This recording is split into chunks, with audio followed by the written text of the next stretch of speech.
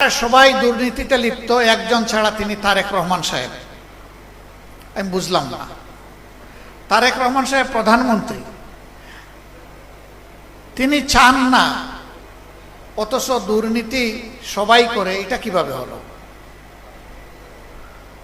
আমরা দেখি তার ইশারায় সবকিছু চলে, তাহলে তার ইশারায় এটা বন্ধ হয় না কেন?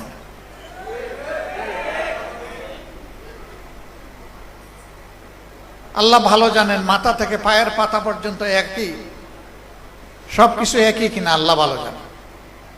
আমরা দেখতে পাচ্ছি একই। ব্যর্থতার দায় যখন স্বীকার করলেন, তখন কি এই সরকারের আর ক্ষমতায় থাকার কোনো নৈতিকতা থাকে? নৈতিক দিক থেকে সরকার তার অধিকার হারিয়েছে দেশকে পরিচালনা করে। তিনি তো প্রেসের সামনে খোলামেলা বলেছেন, তো এটা তো গোপন কোনো কথা না, এটি হচ্ছে এই সরকারের আমলের বাস্তব চিত্র।